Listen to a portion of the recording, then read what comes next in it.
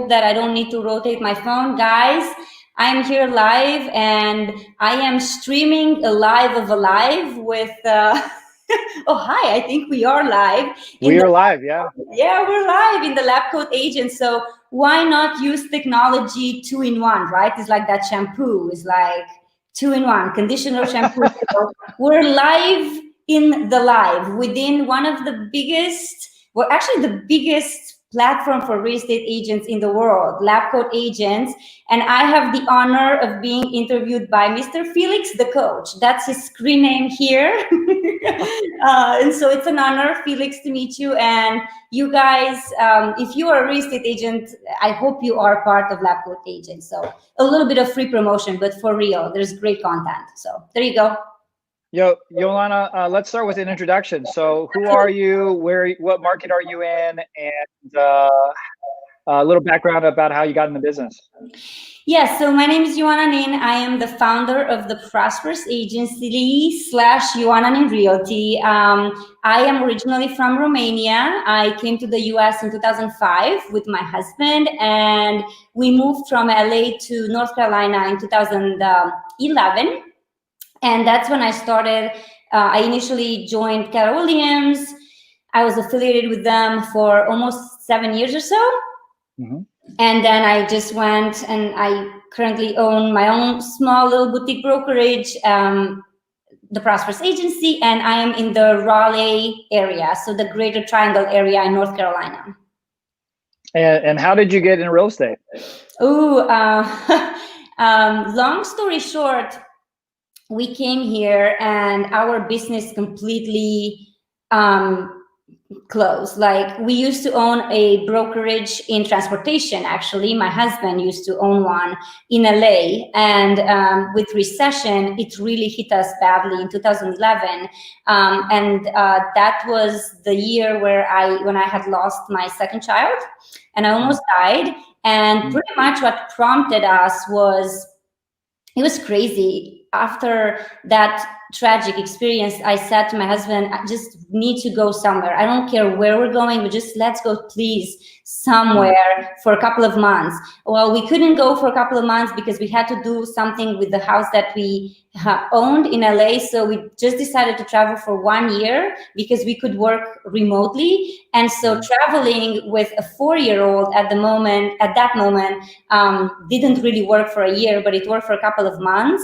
And while we were in the car, I was just Googling best places to live, because I didn't know where to go. And we ended up, finding out Cary and Raleigh, something that has like an international airport for my parents. It's not too cold. It's affordable, because we wanted to rent something and then go back to LA. And long story short, we just found this area and we just came, and then we ended up buying another house, a second house. And the agent that sold us the house was a Keller Williams agent. And I was doing more research than he was doing for the house. And at the closing table, he gave me Gary Keller's Millionaire Real Estate Agent book. And he said, I think you should read this book.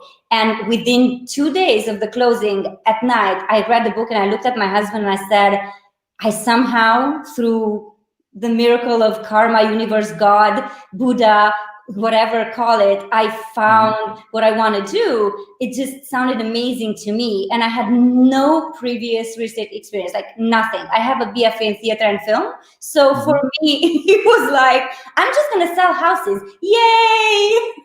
And so I joined Keller Williams. The one that was close to my house. Like, that was my only thing. I needed to be close to my house. I didn't know anything. I didn't interview with anyone else. I just joined because of Gary Keller, because of how much he impressed me, and he still does up to this day.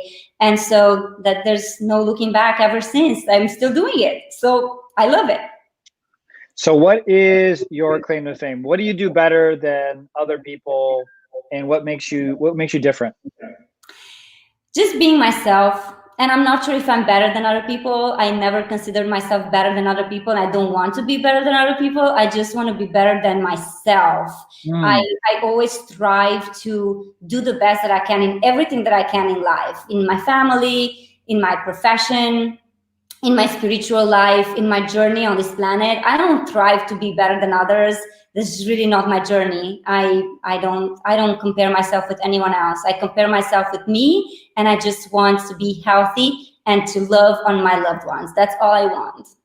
Wow. Wow. Yeah. Yeah. Just be better than who you were yesterday. So then how are you adjusting to what we're facing right now with COVID-19 and the economy and the uncertainty in the marketplace? What are you doing now that you weren't doing last year at this time?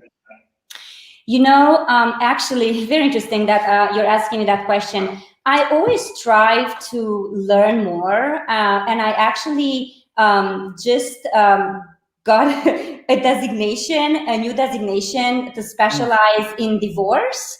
Actually, so I'm learning more things. I also have a CIPS designation, and I am just going deep into ways I can work more on the business rather than in the business, if it makes sense, right? So a lot of people are working more into it, and they spend most of their time trying to fix problems rather than focusing on solutions, right? So for me, that is just not something that's going to propel me. And to be honest with you, this market and COVID, for me, it was eye-opening from a lot of perspectives, because I again realized how much of an importance it is to be creative and to be resourceful.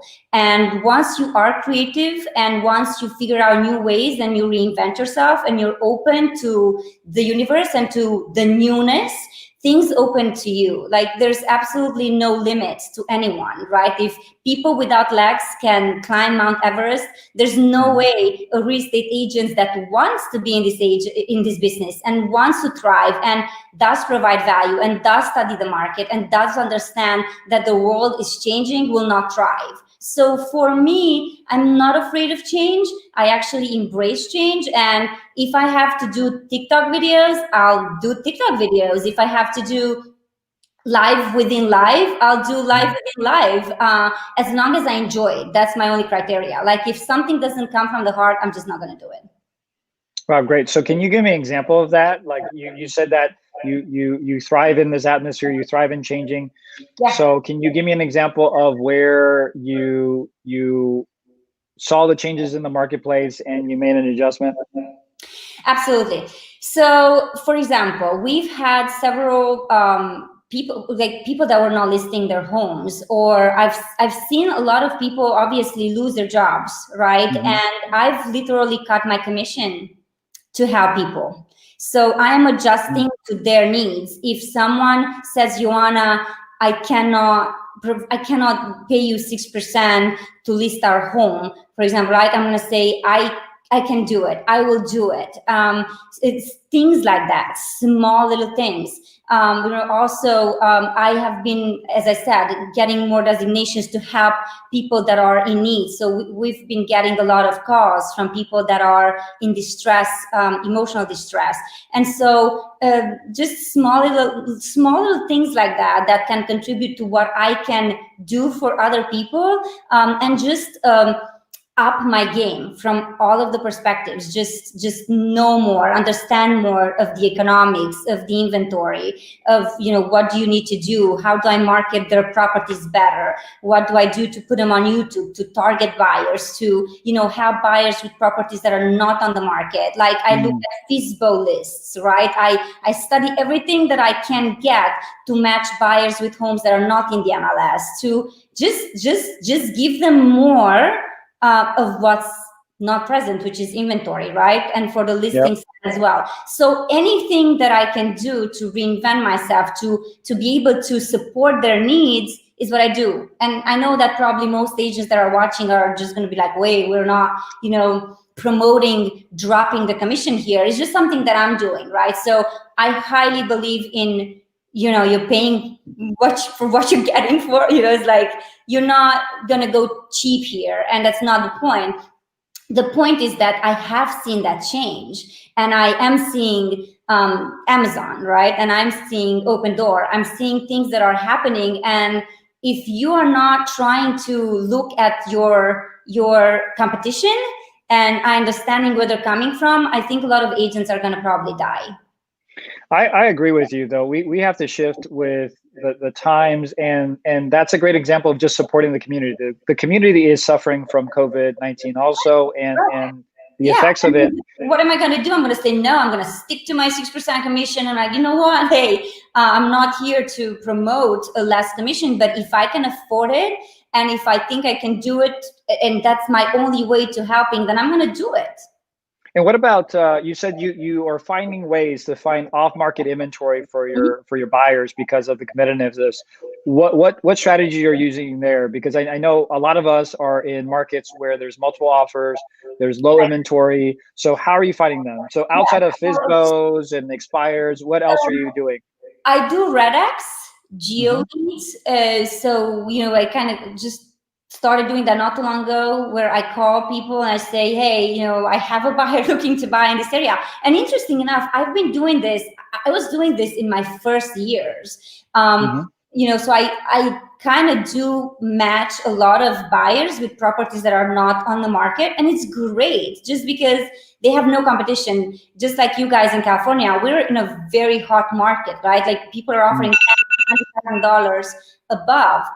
So you need to find them homes. And if you cannot come up with something new, if they're requesting it, then what is it that you can provide? Because the inventory in the MLS is like, it's very minimal. So that's the one thing that I'm doing. And if I have to create an ad, let's say, which I haven't done yet, but if someone were to say, hey, can you create an ad on Facebook? And I would be willing to say, yes, I'm willing to spend this much money to blast out a message saying, hey, we have buyers that are looking to buy in Whitebridge, in Cary. Do you know of anyone that's considering selling? So then I just blast it off. And so I know how to do that.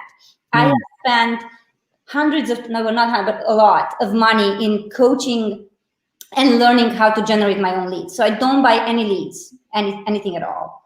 And so I help myself by knowing how to generate interest, how to create ads and things like that, which to a lot of agents, these things don't come handy because it's like a full-time job. Wow. So what I hear you saying is to adjust and stay relevant in the marketplace, you continue to grow on a daily basis, and you have jumped in to grab new certifications, and you've changed the way that you do business to adapt to the marketplace. And I love that you're also serving the community by doing that. So what are your final thoughts? So final thoughts on what an agent who isn't getting the results that they want, what advice would you give them now to end the year? I really think that the results that you want should really be focusing on what you want, not results that compare you with other people. I feel that a lot of agents just compare, oh, that closed 75 deals, oh, that closed 100 deals, or why am I not better than them, or you know what I mean? I think that if they are not where they should be doing things that make them uncomfortable. Because if you keep on doing the same things and expect different results, everybody knows the saying, it's my favorite. That's the definition of insanity. So if you wake up every day and you do the same stuff, how are things going to be different? You need to do things that make you feel uncomfortable, right? That, if you don't look good in front of the camera, just, I don't know, do something, put a hat on, whatever, put a mask on just to be whoever you want to be and stand out from the crowd and promote yourself as the person that knows the market. You are the go-to person through who you are, not through what others tell you that you want to be. So just focus on value, focus on who you are, and look at the results that you want to achieve from perspective of your own happiness, not someone else's happiness. Wow, I love that. I love that. And thank you so much for spending the time with us this evening. My pleasure. It was an honor. Yeah, and the closing thoughts were very poignant. So be yourself, be authentic, be yourself, and get uncomfortable. If you're not getting the results that you want, it's time to get uncomfortable and grow. If you don't mind, I will share that among other things, I did write this book. It's called Journey to Inner Joy and Success in Real Estate. And it is exactly about that.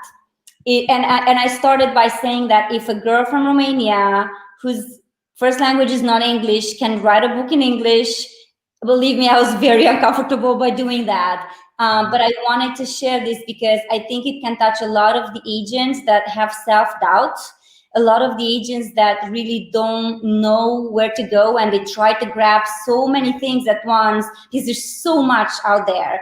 And then they just get lost in translation rather than just focusing on their inner joy and just following their core.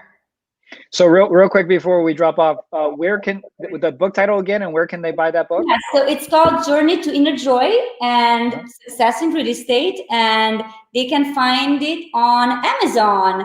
It's perfect. super affordable, and it's like a 2-hour read, flying from anywhere to anywhere within an hour.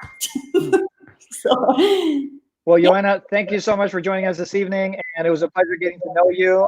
And I know my new referral person for Carrie. Yay! For the whole Greater Triangle area, and so do I. You guys, thank you so much for Orange County in California. It was a pleasure. Thank you so much for having me. Appreciate it. Be blessed. Thank you. Thank you. You too. All right. Bye. Bye. Ciao.